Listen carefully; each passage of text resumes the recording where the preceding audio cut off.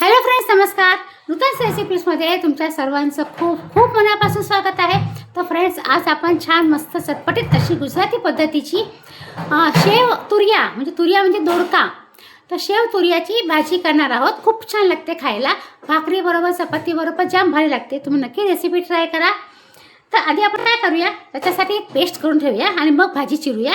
तर पेस्ट करण्यासाठी ना मी हे मिक्सी जार घेतलेला आहे. मिक्सी जारमध्ये आपण 8 ते 10 लसणीच्या पाकळ्या ॲड केलेल्या आहेत. 1 चमचा धणे ॲड केलेले आहे आणि हे शेंगदाणे म्हणजे 1 ते 2 चमचे मी शेंगदाणे घेतले आहेत. ते आपण शेंगदाणे ॲड करूया. लाल मिरची पावडर आपण ॲड करायची आहे. तुम्ही किती तिखट खाता ना त्याप्रमाणे लाल मिरचीची पावडर ॲड करा. आता आपण हे वाटून घ्यायचं आहे. पाणी अजिबात ॲड करायचं नाही आहे.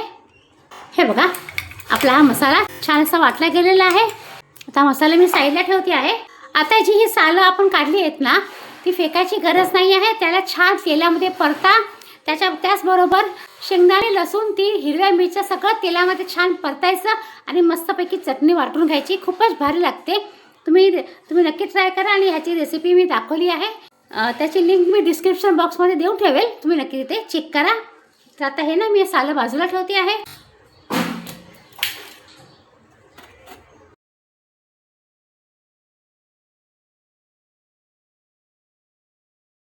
आता मी हे सगळे दोडका कट केलेला आहे तुरिया.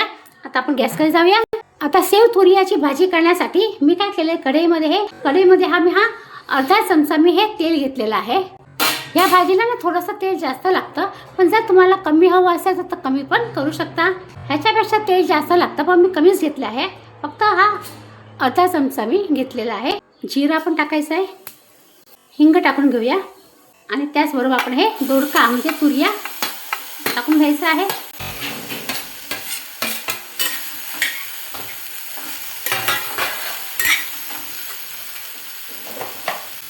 हळद टाकूया.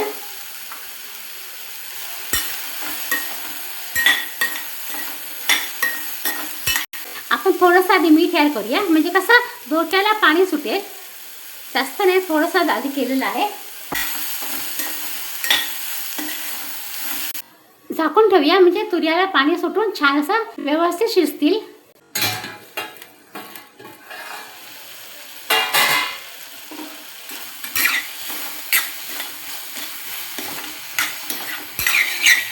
हे बघा, तुरी आपला छान शिजला आहे. आता जी मसाल्याची पेस्ट केली होती ना, ती आपण याच्यामध्ये ॲड करूया. थोडीशी धना जिरा पावडर ॲड करते आहे.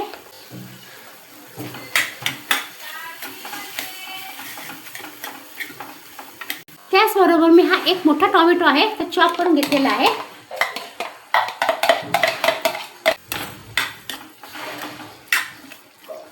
आता मी हे गरम पाणी घेतलेलं आहे.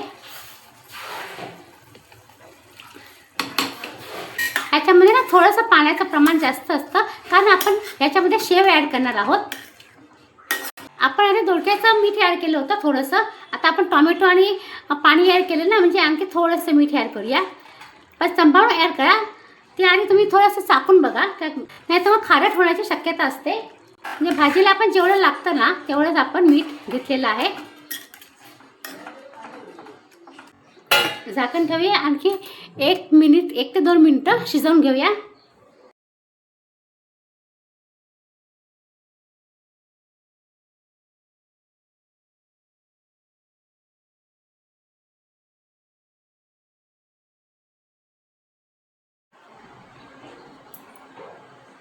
आता आपण झाकण उघडून बघूया.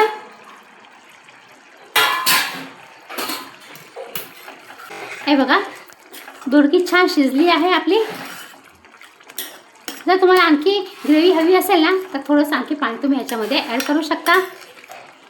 आता मी गॅस बंद करते आहे आणि गॅस बंद केल्यावर आपल्याला ह्याच्यामध्ये शेव ॲड करायची आहे.